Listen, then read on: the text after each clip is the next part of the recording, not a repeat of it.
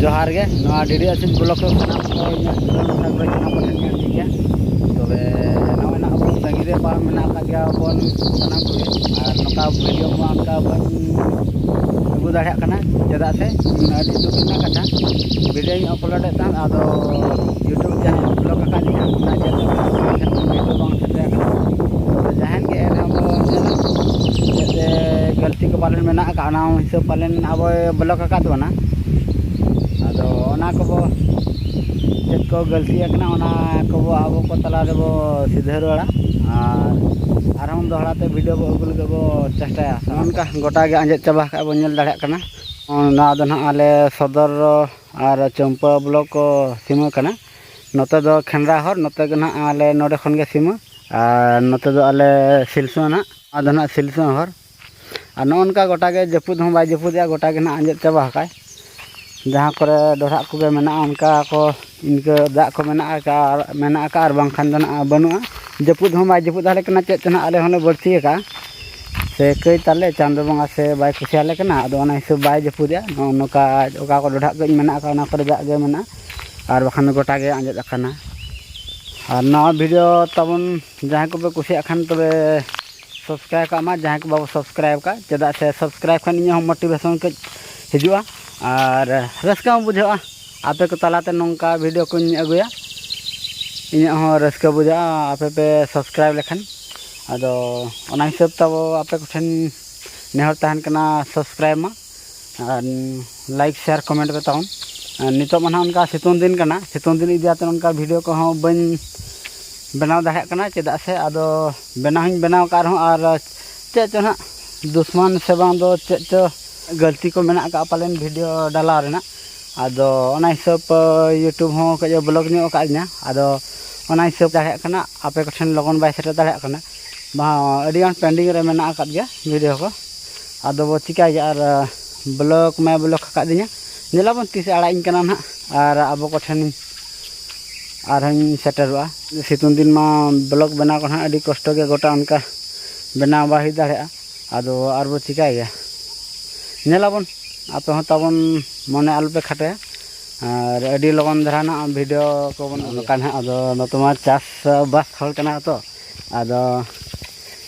नेतार मा सितुन दिन कना दाग को आंजेदो कना आदो दलाबो अंते बो नेला चलका ना चास अडी कष्ट को कष्टया दाग हो बाय न्याव कना आदो कालका लाहतेन को चास आबो तिन लातार खने रखाबया नोंडे मशीन ना नोंते ना उनकाते मेना हांडे होगे मेना का ना लातार को इदिया हांडे चास दना अंते बाय नेलो कना आदो नोंडे खन नेल दाहे कन गाबन अब चासी हरमा चास गाबन आदो चलकाना ओंडे को चास नो दा आंजेद देना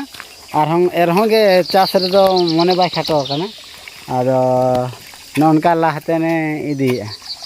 डोढ़ा गे एरहोगे चास दो बगी बांग हुआ चास बांखान चेद हम बाय हुआ दो एबे चपो थिलो ना हां चपो थिलो सरीगला तो सरीगला तो बाध्य पानी तो दरकार हो नहीं पानी बाहर नहीं हटा तो निहाती दरकार तखन नाली अगू का आदो न चाबायना चिकाय गया मा चास मा चास का गया और बांग डोढ़ा तो बाय गानो कना तो सेमती चालू तीन कष्ट होना बड़ा दाड़ा गया ओनाते अब चासी मा चासी गया बन और हांडे लातार ना बारहो दादा हर तकिन आकिन छुटाव कना आकिन चास नोते खन नोडे नुई एसेद आकात किना आकिनो नेडे खन किन पगार इदी ना हाकू को और नोडे को नामो कना उनको हाकू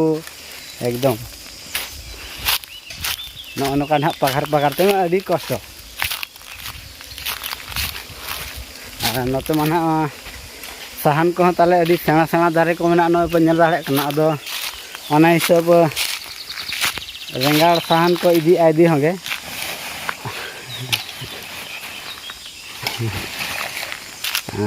नो का ना तो बिन चपा ताहन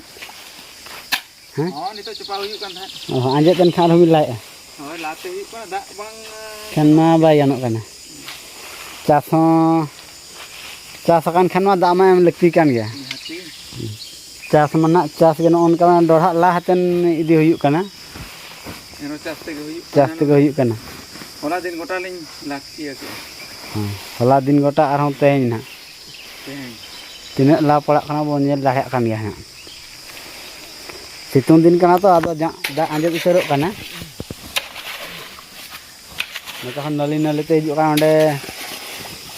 झारा पेरेजक कना और नोडे खन गे आरहों पेरेज लेनखान आरहों चालू हुया मेसिन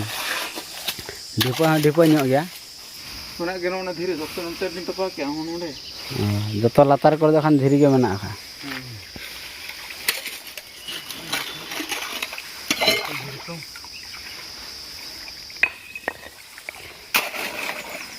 दुख रेना कथा और चांद बंगा हों बाय दया हले कना जपुद हों बाय जपुद हले कना आले सद मा गोटा दिसोम में जपुद या आले सद जो काल कना बाय जपुद या आदो नोनका कष्ट आको आदो नु चासी होल लगे रहं क दया माया हाते जपुद खान दो हनंग अडी नपायआ और तारा दिसोम करमा रेयाड़ हों अडी को कष्ट कना पालन आले सद ना उनका रेयाड़ मा गाड़ा मेना खान दो कष्ट बनु कायर हों आदो उनका चासी बसी को झरना करे ना अडी कष्ट गया चास हल को ना जहाँ माने नौनका सेरला बड़ा हतन दा ओडोकातेन चास हुयुक कना आदो चांदुआ ठेन नहर तान कना दया हतन जपुद मा और ना कष्ट कन किछि केचे अरु कालमाय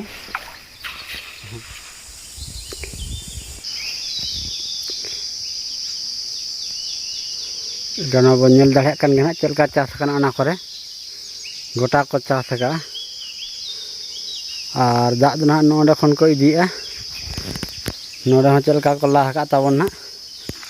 ला डोढ़ा वाला तन दाग को ये ना ताव दो ना सदा दो को मता दालू घाट ना दो दालू घाट कना और ना को दो नेता ना नका डोढ़ा इदिया कना माना दो उनका डोढ़ा बाय ताहन ना धीरे गे मेना ओंडे से दालू घाट सदाय दो आबो अतु करे उनका टंकी को बांग ताहलना तो आदो हुडिंग हुडिंग ताहलन तन आदो नोडे खन गे दाग को इदी ताहन एखन गे दाग को इदी ताहन और आदो ओना हिसाब ना दो ना धीरे दालू घाट नितुम कना और दालू घाट तीना डोढ़ा इदीना नेल दाड़े कन मना दो अडी चेतान ताहलना नोना मेना का ना दारे ना और ओना धीरे को मेना का अडी मांग खन गे आदो ओना मेनते नोडे दो दालू घाट गे नितुम कना झरना कना ताले ना दो तेहन दो निना गे नतर बो ताहेना और चलका पे बुझा का ताबन कमेंट आकारे बड़ा हचिन जे तायम ना ब्लॉग आबो को ठनिन अगुया आदो ओना सा इका ताबन इमन पे और आपे को गळो सत ताहे को मार मा तबे तेहन ब्लॉग दो नोडे बो कचेदा जहार गे।